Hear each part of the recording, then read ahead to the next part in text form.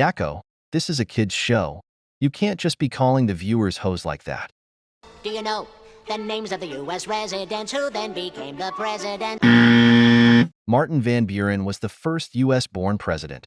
All of the presidents before him were born in Britain. And got a view from the White House Lou of Pennsylvania Avenue.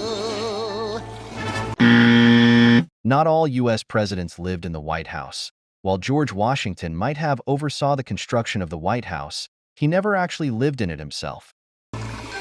George Washington was the first you see. He once chopped down a cherry tree. The George Washington cherry tree story has been proven to be a myth by historians and by Mount Vernon and Washington's childhood home, Ferry Farm. The story was written by Mason Locke Weems to teach moral lessons to young Americans. President number 2 would be John Adams, and then number 3. Tom Jefferson stayed up to write a declaration late at night. Thomas Jefferson spent 17 days writing the Declaration of Independence, not one night. Not to mention, he wasn't the only one who took part in writing the Declaration. He submitted the draft to John Adams and Benjamin Franklin, who made some changes and revisions to Jefferson's draft. So he and his wife had a great big fight, and she made him sleep on the couch all night. While this is a funny visual gag, this most likely did not actually happen, considering Jefferson's sleeping habits, his relationship with Martha, and her being seriously ill after giving birth. James Madison never had a son. While James Madison never had a biological son, he did have an adopted son from his wife named John Payne Todd. And he fought the War of 1812. James Madison never directly fought in the War of 1812, but he did oversee the war efforts as he was president of the U.S. during the war. James Monroe's colossal nose was bigger than Pinocchio. While James Monroe didn't actually have a bigger nose than Pinocchio, this was probably just meant to be a cartoony over-exaggeration, so I'll let this one slide. John Quincy Adams was number 6, and it's Andrew Jackson's butt he kicks. Andrew Jackson actually got more votes than John Quincy Adams in the 1824 election, and was the only elected as president due to a decision from the House. So John Quincy Adams didn't really kick Andrew Jackson's butt. So Jackson learns to play politics next time he's the one that the country picks. Martin Van Buren, number 8 for a one-term shot as chief of state. William Harrison, how do you praise? That guy was dead in 30 days. Not exactly. He actually died about 32 days after becoming president of the U.S., making him the shortest-serving president in U.S. history. John Tyler, he liked country folk. And after him came President Polk. Zachary Taylor liked to smoke. Zachary Taylor did like to smoke cigars, but only when he was around other male smokers. His breath killed friends whenever he spoke. Epic Slayer guy said that he couldn't find any source that said that Zachary Taylor had bad breath, let alone breath so bad it makes you pass out or die. 1850, really nifty, Millard Fillmore's in. Millard Fillmore is often considered one of the worst presidents in U.S. history by historians due to his policies on slavery, as well as being one of the least memorable presidents, as well as his association with the Know-Nothings and support of Johnson's Reconstruction policies. So I don't that nifty is a good word to describe him. Young and fierce was Franklin Pierce the... Franklin Pierce was getting close to being 50 by the time he was elected as president of the U.S., which is considered middle-aged rather than young by most people. A man without a chin. While this is factually inaccurate again, I believe this was just meant to be a cartoon goof, so I'll also let this one slide. Follows next a period spanning 4 long years with James Buchanan. Then the South starts shooting cannon. But those cannons were not being shot at James Buchanan, as he had already left office about a month before the American Civil War began. And we've got a civil war. A war down south of Dixie. Up to bat comes old Abe Lincoln. There's a guy who's really thinking. The numbers that are shown here are pretty off.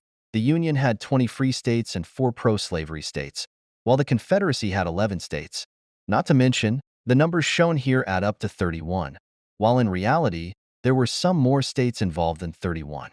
Kept the United States from shrinking, saved the ship of state from sinking.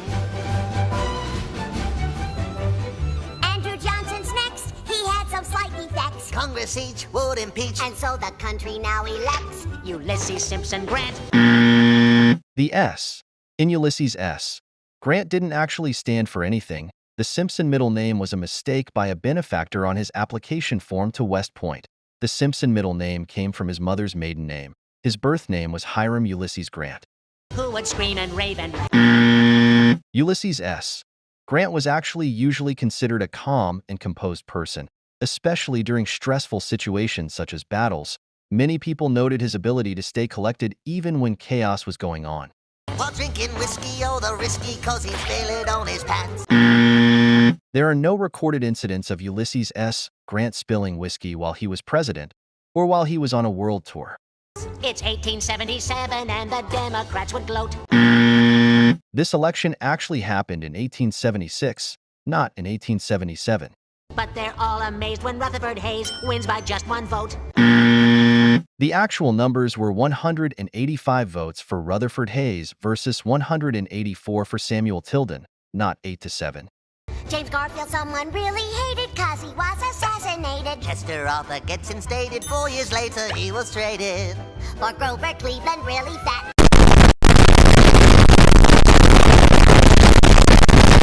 Elected twice as a Democrat. But they were non-consecutive terms, and one of them was after Benjamin Harrison served as president of the U.S., so this sequence of events isn't completely accurate. Then Benjamin Harrison, after that is William McKinley up the bat. Teddy Roosevelt charged up San Juan Hill.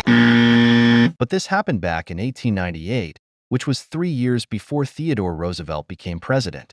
President Taft, he got the bill. In 1913, Woodrow Wilson takes us into World War I. The U.S. did not enter World War I until 1917. In fact, World War I in general didn't even begin until 1914. The U.S. was not involved in the Battle of Gallipoli in World War I. And the U.S. was not involved in the Battle of the Somme either. Nor was the U.S. involved in the Battle of Verdun either. In fact, all of the battles listed here, with the only exception being the Battle of Argonne, were all from before the U.S. even entered World War I at all. Not to mention, all of these battles, with the exception of the Battle of Gallipoli, which took place first from February 19, 1915 to January 9, 1916, are not in the order of when they happened. The Battle of Verdun happened second from February 21 to December 18 of 1916. Then the Battle of the Somme happened from July 1 to November 18 of 1916. And the Battle of Argonne happened last from September 26 to November 11, 1918.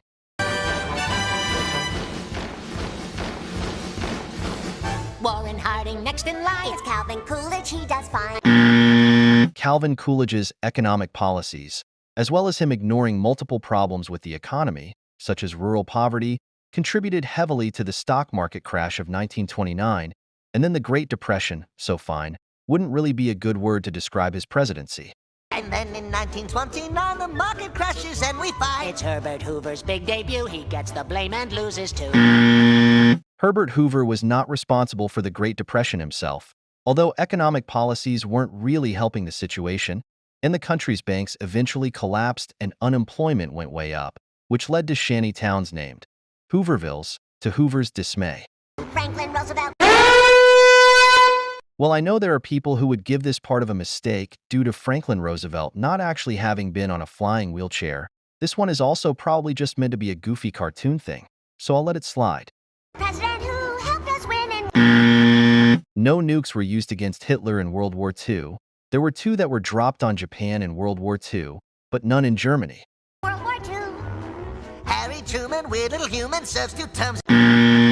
Harry Truman didn't serve 2 full terms. His first term started after Franklin D. Roosevelt died in 1945 and wasn't elected in his own right until 1948. Then when he's done, It's Eisenhower who's got the power from 53 to 61. John Kennedy had Camelot, then Lyndon Johnson took his spot. Richard Nixon, he gets caught, and Gerald Ford fell down a lot. But there is actually only one recorded case of him falling down. This happened back when he was visiting Austria in 1975 from a knee injury. Jimmy Carter liked camping trips. And Ronald Reagan's speeches scripts all came from famous movie clips. Ronald Reagan did use quotes from movies like Back to the Future in his speeches, but his speeches weren't all just based off of movie clips. President Bush said, "Read my lips." The phrase "read my lips" no new taxes was from before George H. W. Bush became president. Now in Washington, D.C., There's Democrats and the GOP. But the ones in charge are plain to see. the Clintons, Bill and Hillary. Hillary Clinton was not in charge of the U.S. during Bill Clinton's administration. At most, she held a ceremonial role to the U.S. government back. The next president to lead the way, well, it just might be yourself one day. Then the press will distort everything you say. So jump in your plane and fly away.